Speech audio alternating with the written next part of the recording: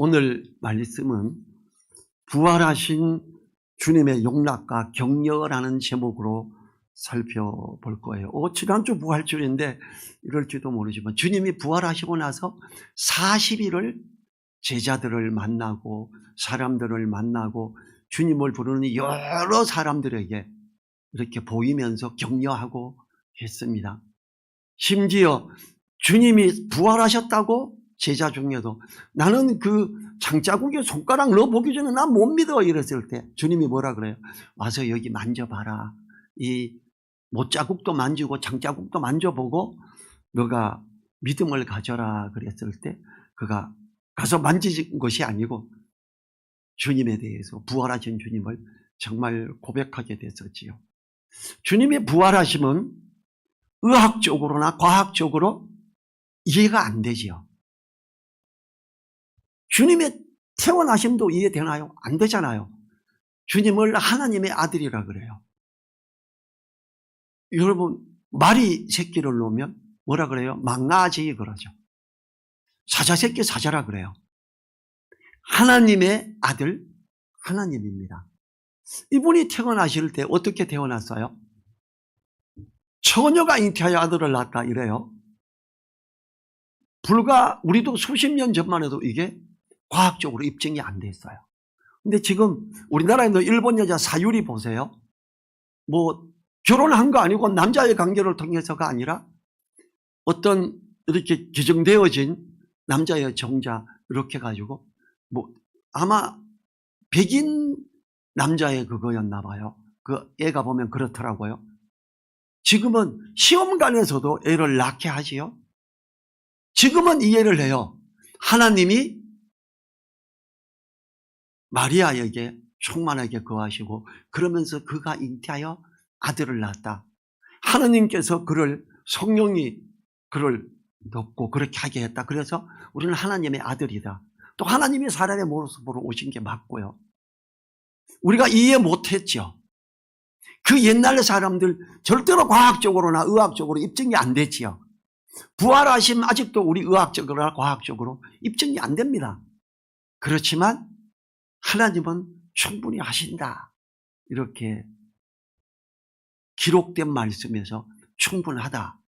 이제 제가 지난 수요일 날은 에스겔서를 통해서 하나님이 이 죽고 썩어서 흩어진 뼈들 가운데 뼈들에게 붙어라 그러니까 이 뼈들이 흩어져 있다가 이렇게 붙어요. 그리고 여러 흩어진 뼈들이 사람의 모습을 이루고 살이 붙습니다. 그리고 거기에 생명을 불어넣고 살아나는 걸 에스겔서에서 보여줘요. 부활에 대한 걸 가르쳐 주는 거죠. 뼈들 말라진 거. 저는 우리 시골에서 6.25 때 북한군 왔을 때 환호하고 반겼던 사람들 모아놓고 총살시킨 그게 우리 논 바로 위에 있는 산에서 일어나고 수많은 사람들이 다른 동네에서 실려와서 자기들이 구덩이 파고 총살당하고 죽어서 어릴 때 뛰어놀 때 저는 그게 사람 뼈인지 모르고 그 뼈를 들고 막 휘두르고 칼싸마듯이 하고 그랬어요. 수없이 썩어서 이렇게 가지고 있는 그 뼈들을 봤어요. 근데 그러한 뼈들이 하나님의 말씀 하나로 다 모이고 붙어서 생명이 돼요. 성경도 그렇게 말하죠. 천사장의 소리와 하나님의 나팔이 울릴 때 일어나라. 하나님이 나팔을 빠바방 울리게 할 때 그 소리에 의해서 모두 다 뼈들이 모이고 이 완전히 녹아서 흩어져서 태워서 흙이 되어버린 모든 것들이 뼈가 모이고 모습을 찾고 어떡하다 바다에 빠져주고 모든 사람들 바다가 그들을 내어주고 이러잖아요. 부활하심은 예수님의 부활하심은 우리 모든 사람들을 부활하게 하는 그 길을 여신 놀라운 일이었지 않습니까? 또 주님의 부활하심, 주님은 왜 부활하셨을까? 그게 히브리서 2장 14, 15절에 나오죠. 제가 읽어볼게요. 자녀들은 혈육에 함께 속하였으며 그도 또한 한 모양으로 혈육에 함께 속하시면 사망으로 말미암아 사망의 세력을 잡은 자 곧 마귀를 없이 하시며 또 죽기를 무서워함으로 일생에 매여 종로로 타는 자들을 놓아주려 하십니다. 주님이 이 땅에 오신 것은 십자가에 못 박혀 죽기 위해서만 오신 게 아니고 죽으시고 난 다음에 사망을 이기고 살아나셔서 사망의 권세를 가진 마귀의 그 능력을 없이 하는 게 주님이 이 땅에 오신 목적이었지요. 사망의 세력은 마귀의 권세였고요. 권세는 머리를 의미해요. 창세기에 보면 3장 15절 이걸 원시복음이라 그럽니다. 제가 읽어볼게요. 내가 너로 여자가 원수가 되게 하고 너의 후손도 여자의 후손과 원수가 되게 하리니 여자의 후손은 내 머리를 상하게 할 것이요 너는 그의 발꿈치를 상하게 할 것이니라 하고 여자의 후손 오로지 여자로 말미암아 아이를 낳고 있는 그 후손 예수 그리스도잖아요. 그가 너의 머리를 상하게 할 것이요 뱀, 사탄, 마귀 그의 권세, 그의 머리, 사망의 권세 그걸 없이 하겠다. 그리고 주님은 그렇게 부활하심으로 그 사망의 권세 잡은 자 마귀를 없이 하시는 이 일을 하신 거예요. 이게 창세기 3장 15절에 나옵니다. 이 부활하신 주님은 사망의 권세 잡은 자를 없이 하시는 사단은 사망의 권세를 가져서 어떻게 했어요? 예수님이 처음 태어났을 때 예수님 죽이려고 헤롯 왕을 자극했죠. 동방박사가 하필이면 별을 보고 따라가다가 예루살렘에서 메시아가 오신대. 왕으로 오신 분이 있대. 경배하러 가자 그러고 동방에서부터 가요. 아마 대한민국 아니면 중국이었을 것 같아요. 이 동방박사들이. 그리고 그들이 우리도 내비게이션 보고 가다가 다 하고 아는 데는 그냥 내비게이션 안 보고 쑥 가잖아요. 이들이 안 보고 쑥 왕궁으로 가버렸죠. 유대인의 왕으로 오신 네가 어디 있느냐 내가 경배하러 왔다. 무슨 소리야? 여기 누구 뭐 후궁 중에 누가 애 낳았어? 아니니까 이게 뭔 일이야? 이스라엘 지도자들을 불렀더니 이걸 이야기하는 거예요. 그래서 어떻게 합니까? 헤롯은 어떤 내 지위가 내 아들들이 왕이 돼야 되는데 흔들릴 수 있다. 수많은 아이들을 다 죽여버리잖아요. 예수님은 그때 어떻게 돼요? 애굽으로 피신하라 그래서 가죠. 애굽으로 피신할 때 예수님 부모님 부자였어요? 가난했어요? 엄청 가난했죠. 돈이 좀 많으면 유대인에서 인적조사하고 이렇게 할 때 예루살렘 갔을 때 아이 낳을 때가 됐으면 돈을 더 많이 내고 여관에 가서 방 주세요. 우리 집사람이 애 놓으려고 그럽니다. 주세요. 그랬으면 주인이 있는 방까지라도 내줬겠지요. 돈 많이 줘서. 돈이 없으니까 방이 없다고 쫓겨났잖아요. 그리고 마구간에서 낳았잖아요. 말구유, 말의 먹이통 거기 예수님을 눕혔잖아요. 그때 어때요? 유황과 물량, 황금을 가져가고 경배했죠. 이 황금 애굽으로 피신하는데 가서 그 왕이 죽을 때까지 거기 사는데 충분한 양이었다. 그리고 죽고 난 다음에 다시 돌아올 수 있었죠. 자, 사단은요 어떻게 하든지 하나님이 사람으로 모습으로 오셨고 이 사람으로 모습으로 오신 이 하나님을 죽이고 그러면 내가 최고가 된다. 저 북극성에 내가 자정난다. 이걸 희망하고 부르짖는 게 사단이었죠.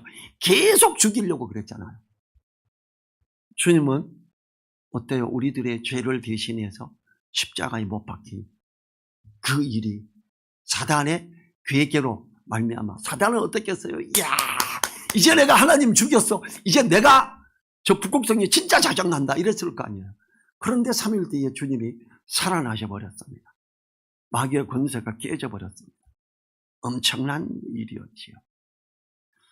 주님은 부활하시고 난 다음에 제자들을 만나고 격려하고 해요. 이제 9절을 보면 육지에 올라보니 숯불이 있는데 그 위에 생선이 놓였고 떡도 있더라. 제자들이 베드로가 주님을 3번 부인했잖아요. 3번째는 뭐라 그래요?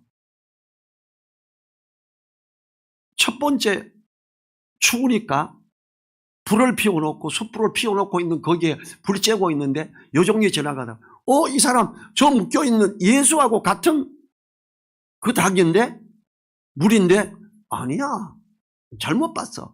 2번째 그러니까 아니라니까 3번째 저주를 하죠.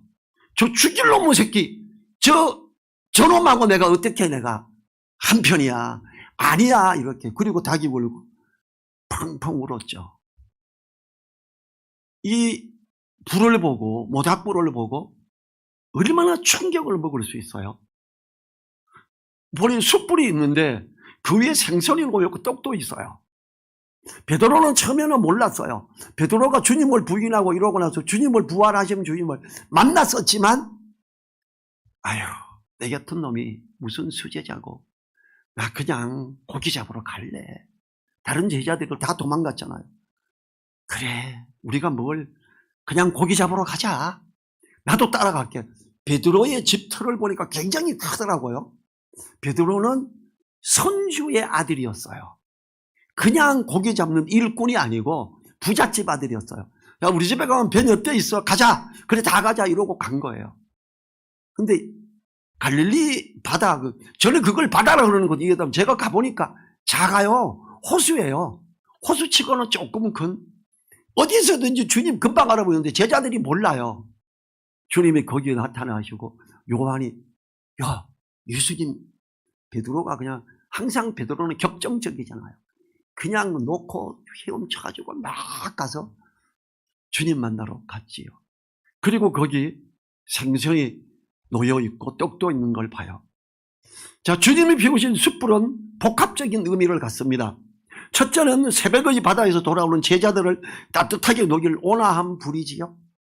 둘째는 제자들에게 먹일 떡과 고기를 굽기 위해 필요한 생명 양식의 길입니다.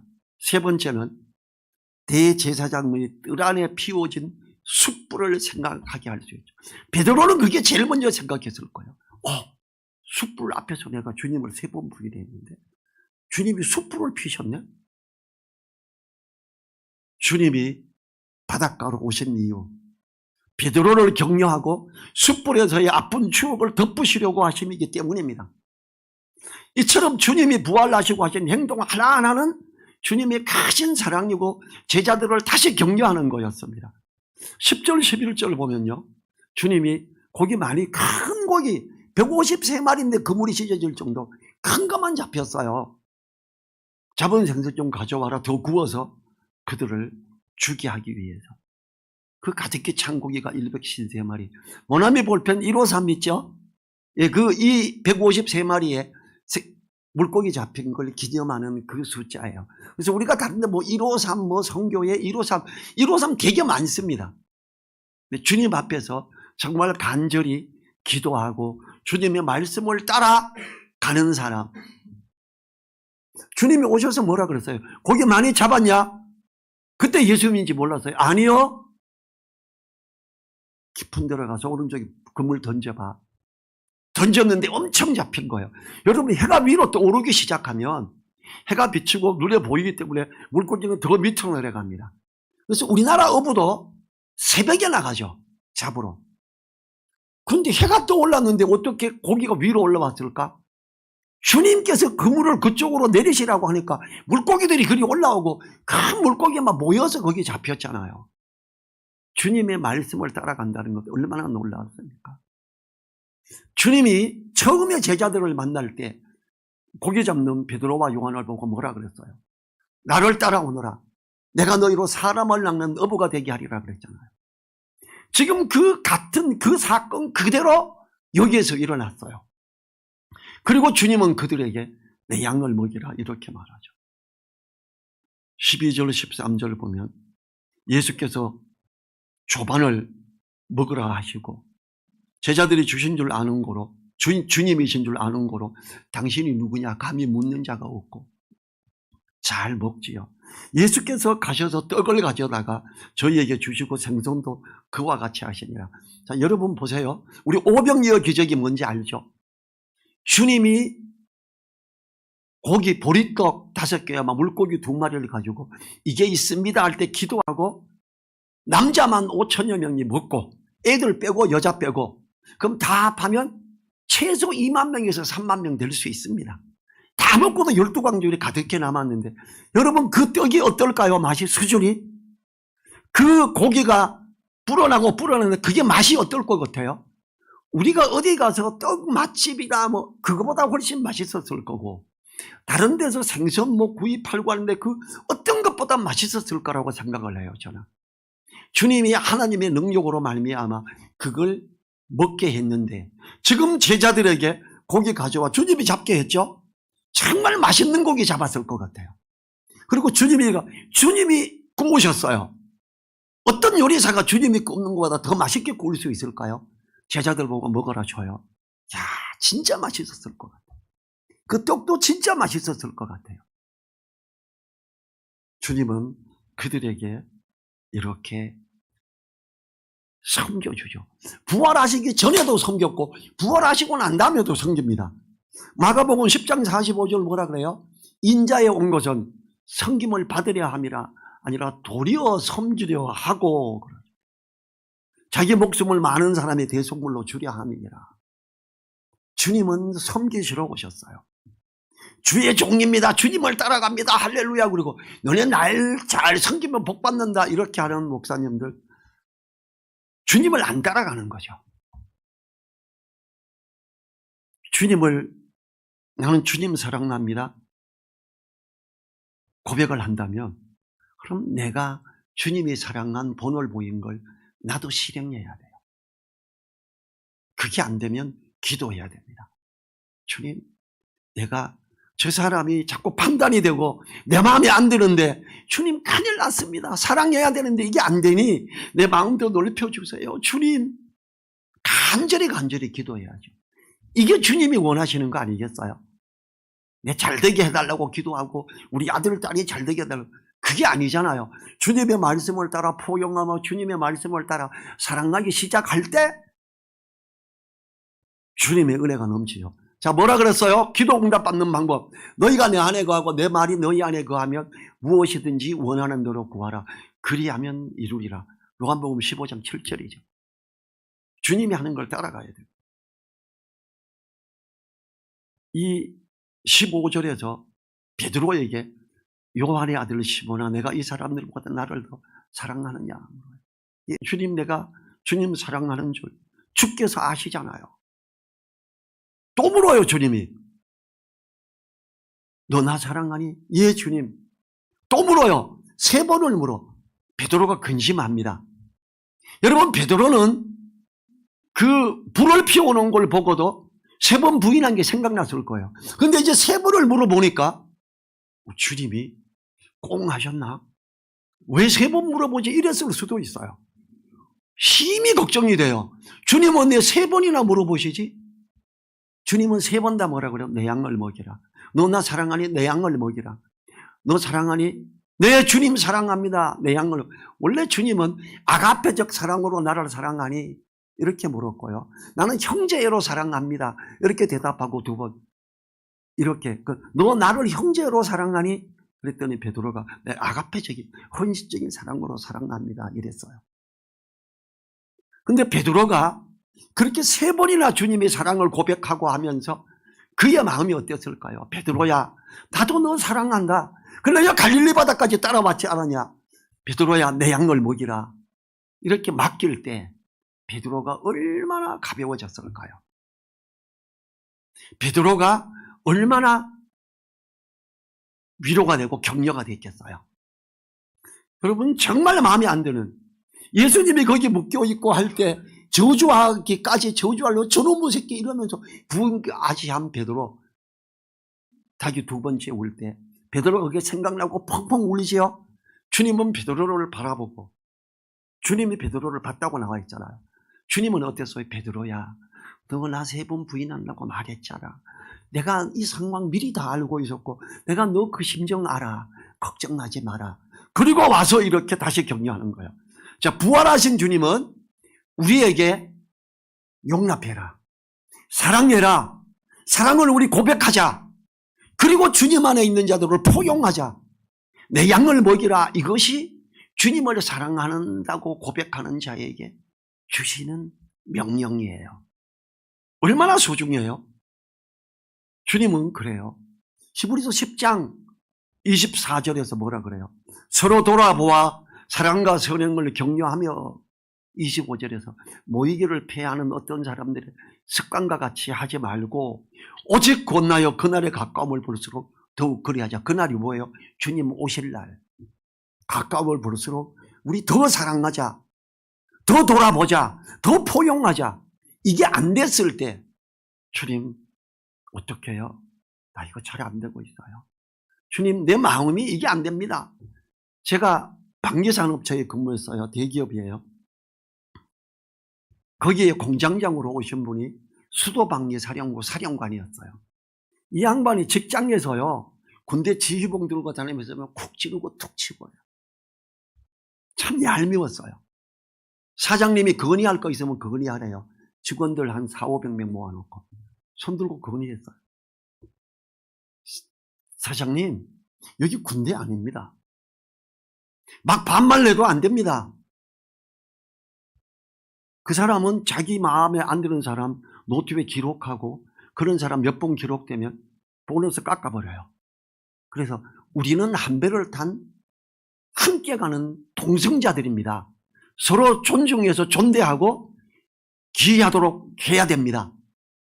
사장님이 그 다음 조회 때 전 직원들 다 모아놓고 제가 한 말 그대로 우리는 한 배를 타고 가는 동성자들이고 우리는 서로 격려해야 된다 이걸 이야기하는 거예요. 제가 그 공장장이 우리 부서 사람 다 불러서 책망을 해요. 진짜 마음에 안 들잖아요. 자기가 수도방위사령부 정치 출신의 군인이었죠. 근데 감히 말단 직원이 조립부서에 있는 애가 이렇게 하고 그걸 사장님이 이걸 인용하고 뭔가 우리 부서하고 옆에 부서 3개 부서 다 불려가서 한 15분간 훈계 들었어요. 다 가고 우리 부서만 남아가 따로 한 10분간 욕먹었고요. 우리 파트만 남아서 한 5분 더 욕먹었어요. 제 선배가 야 병철아 내가 저놈의 새끼 이야기할 때는 저 캐비넷에 있는 칼 생각나더라. 가져와가 그냥 그어버리고 싶었어. 저도 마음이 아프죠. 저 때문에 다 욕먹고 다른 간부들이 부장들이 지나가다가 전병철 씨 수고 많으십니다 하고 저인데 절을 하고 가요. 나는 존대했습니다 이러고 완전히 비아냥거리는 거죠.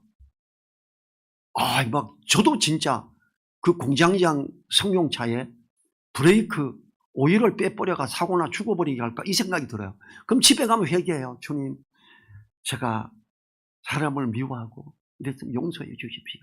내가 복음을 이야기하게 해 주십시오. 출근하면 보면 또 뚜껑 열려. 이게 한 달 갔어요. 그럼 집에 와서 또 회개합니다. 주님 내가 여전히 미워하고 이게 해결이 안 됩니다. 좀 내 마음 넓히고 내가 포용할 수 있도록 좀 도와주십시오. 기도하고 나중에 제가 결혼하려고 할 때 우리 집사람이 같은 직장이었고 나중에 보니까 우리 집사람 큰아버지 친구예요. 거기 전화해서 자네 집에 사위 똘똘한 사위 구했대? 아주 똘똘해? 이러면서 제 칭찬을 했다 그러더라고요. 그러면서 제가 마음이 좀 풀리고 기도하고 그런 여건들이 형성되고 용서할 수 있었어요. 우리가 사랑하고 섬겨야 되는 거 쉽지 않습니다. 정말 매일 저녁마다 간절히 기도해도 이게 잘 안 되고 어떤 여건이 있으면서 이게 저에게 이루어질 수가 있었어요. 우리는 주님 안에서도 똑같아요.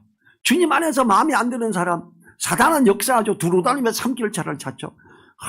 교회가 숫자가 적어도 많아도 저 사람만 교회에 없으면 우리 교회 정말 주님의 사랑으로 잘 될 텐데 저 사람 때문에 미워하는 사단은 미워하고 하나되게 함을 해치는 게 사단의 계획이잖아요. 성령의 뜻은 뭐예요? 성경께서 하나되게 하신 것을 힘써 지키라. 왜 힘써 지키라 그래요? 쉽지 않아요. 포용하는 게.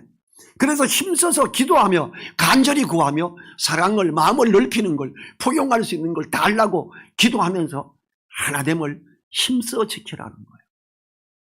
주님은 부활하시고 나서도 성천하시기 전에 이러한 걸 행했잖아요. 주님은 베드로에게 제자들에게 내 양을 먹어라. 너 나 사랑하니? 다른 제자들을 다 앉혀놓고 하는 거잖아요. 나 사랑해? 내 양을 먹이라. 그리고 제자들이 예루살렘으로 다 올라오죠. 주님이 그 갈릴리 바다를 찾아가지 않았으면 제자들은 그냥 업으로 전락해버렸을 겁니다. 안 돌아왔을 거예요. 주님이 격려하시고 그들을 품어주시며 완전히 용서하시고 사랑하심으로 고기 구워서 주고 떡 해서 주고 정말 맛있는 떡, 정말 맛있는 고기 먹어보게 하고 그것도 거기서 자기들이 어쩌면 일생에 몇 번 못 잡아본 최고의 고기를 잡게 하고 그 고기로 그것도 큰 걸로 제일 크기가 너무 커도 맛없고 작아도 맛없잖아요. 근데 그 물고기를 잡게 하고 가장 좋은 크기에 잡게 하고 가져와서 숯불로 굽는 게 제일 맛있어요. 아시죠? 제가 고기 굽는 거 좀 알거든요. 참숯으로 굽는 게 제일 맛있습니다. 숯불로 구워서 딱 주는 거예요, 주님이. 그리고 베드로야, 걱정하지 마라. 3번이나 묻고 내 양을 먹이라. 베드로야, 너는 여전히 내 제자다. 베드로야, 이제 내 양을 먹여야지. 너는 주축이 돼서 가야지. 베드로가 회복이 되지요. 부활하신 주님은 우리에게 이걸 말씀하십니다. 자, 주님이 십자가에 못 박히기 전에 뭐라 그래요? 발을 씻기면서 새 계명을 너희에게 주노니 너희가 서로 사랑하라. 너희가 서로 사랑하면 이로써 모든 사람들이 너희가 내 제자인 줄 알리라 그래요. 주님의 제자 최고죠. 어떤 목회자 이것보다 훨씬 낫죠. 그럼 어떤 사람이냐 하면요, 주님은 너희가 내 제자인 줄 알리라 주여 해가 막 넘어뜨리는 사람 아닙니다. 주여 그리고 불 받아라 그래가 막 아닙니다. 사랑하고 섬기는 사람. 그것을 볼 때 많은 사람들이 너희가 내 제자인 줄 알게 된다 이거예요. 주님이 가장 인정하는 거는 우리가 서로 돌아보고 사랑하는 거예요. 그게 최고입니다.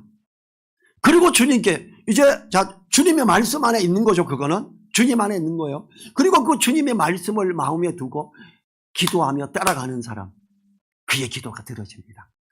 산에 가서 풀뿌리 뽑고 금식 40일 몇 번씩 한다고 응답 들어주는 게 아니에요. 주님 안에 가고 너희가 내 안에 가고 내 말이 너희 안에 거하면 무엇이든지 원하는 대로 구하라. 그리하면 이루리라. 이게 주님이 기도 응답에 대한 약속을 주신 거예요. 아내가 계신 분들은 어떻게 해야 돼요? 저는 더 연약한 그릇이라.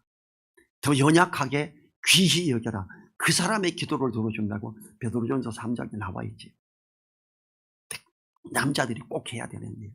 아내를 귀히 여기고 소중히 여기며 사랑하는 거예요. 우리가 모든 믿는 사람들은 주님의 말씀을, 주님이 오죽하면 새 계명을 너희에게 주노니 그랬겠어요.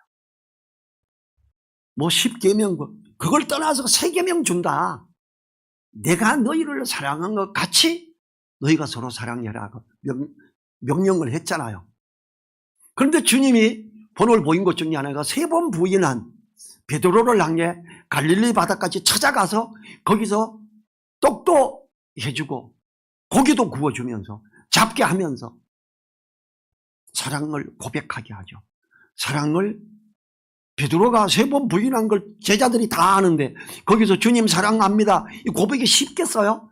주님이 하게 하는 거죠. 베드로야 너 나 사랑해? 예 주님 내가 주님 사랑해. 주님이 아십니다. 3번이나 묻는데 베드로가 주님이 사랑합니다. 아마 3번째 되면 막 울컥했을 것 같아요. 그리고 주님은 내 양을 먹여라. 내가 너희인데 내 양을 먹여라. 이걸 안 했으면 다른 제자들이 우리는 도망갔지. 너는 주님 3번이나 부인했다며. 야 인마 네가 무슨 수제자야. 이랬을 수 있어요. 근데 주님이 그렇게 하시고 내 양을 먹여라를 부탁을 함으로 다른 제자들도 베드로를 더 귀히 여길 수 있고 주님은 부활하시고 나서 40일 동안 이렇게 사람들을 격려하시고 힘을 주고 했습니다.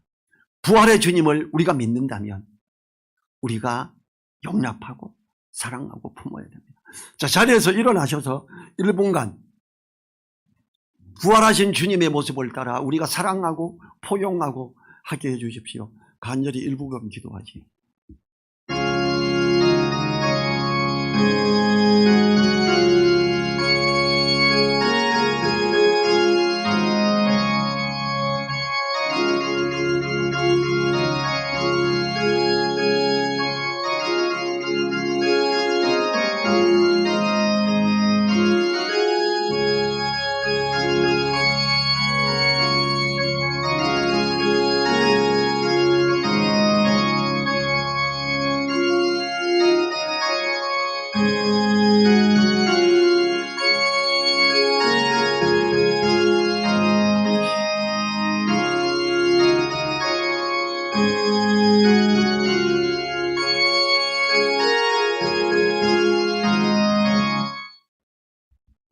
주님 감사합니다. 우리 주님께서 부활하시고 제자들을 만나며 갈릴리 호수까지 찾아와서 격려하고 그 뒤로 물러나 있는 베드로를 사랑으로 감싸시며 사랑을 고백하게 하고 내 양을 먹이라고 맡기시는 주님의 그 사랑 감사합니다. 우리가 그 주님의 사랑하심, 포용하심을 따라가게 하옵소서. 그렇게 하고 싶습니다. 주님, 서로 돌아보아 사랑과 선행을 격려하는 멋진 우리 되게 하여 주십시오. 간절히 부탁드리며 우리를 사랑하시는 예수님 이름으로 기도했습니다. 아멘. 지금은 우리를 사랑하시며 부활하시고 사랑으로 섬기며 제자들을 챙기신 그 주님의 은혜와 우리를 사랑하셔서 우리를 붙드시며 이끄시며 함께하시며 역사하시는 하나님의 그 크신 사랑과 성령님의 감동 감화 교통하심이 머릿속에 있는 한 분 한 분들 그 머리 위에 그 가정 위에 그 일터 위에 우리 늘사랑교회 위에 이제로부터 영원토록 함께하여 주시기를 간절히 축원하옵나이다. 아멘.